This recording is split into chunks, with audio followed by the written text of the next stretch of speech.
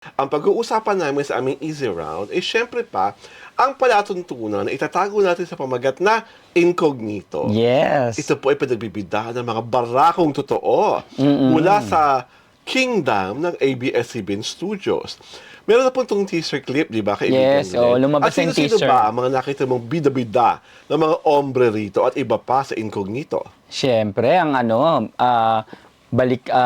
comeback na project ni Daniel Padilla at Richard Gutierrez. At kasama pa nila siyempre si Ian Veneracion, di ba? Tapos na ang shooting ng Hello Love Again sa Canada. Correct. At sabi nga ng lahat ng mga miron at ng mga observers sa nasabing shooting, mas umigting ang closeness nila Correct. Kathleen Bernardo at Alden Richards. Kaibigan Glenn, ikaw ba ay naniniwala sa obserbasyong ito?